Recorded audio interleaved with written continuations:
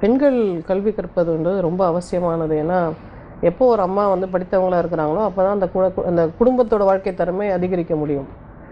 ஆனா ப்ராப்ளம் என்னன்னா, பெண்கள கல்விக்கு அனுப்பும்போது, நம்ம அவங்கள ப்ரிப்பேரே பண்றதில்ல. உனக்கு காதல்னு ஒண்ணு வரும். அது ஒண்ணும் அவ்வளோ பெரிய விஷயம் இல்ல. அதான் வாழ்க்கையிலே முக்கியமான விஷயம்.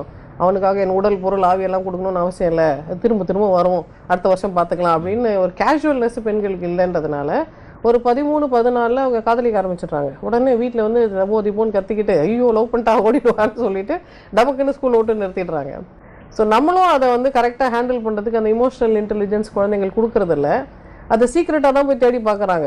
அப்ப நம்மளோட சினிமாக்கள், அட்வர்டைஸ்மெண்ட்ஸ், டிராமாஸ் எல்லாம் நீங்க பார்த்தீங்கன்னா, காதல் வந்து ரொம்ப அத ஓவர் குளோரிஃபை பண்ணி, அதுதான் வாழ்க்கையோட ஒரே இலக்குன்ற மாரி நம்ம சொல்லிக் குடுக்கறதுனால, அப்புறமா அதே குழந்தை ஒரு 13லேருந்து நீங்க 25, 35ன்னு அந்த குழந்தையோட டிராவல் பண்ணீங்கன்னா தெரியும். அந்த காலத்துல நான் ஏடா கூடமா பண்ணி மாட்டிக்கிட்டேன்.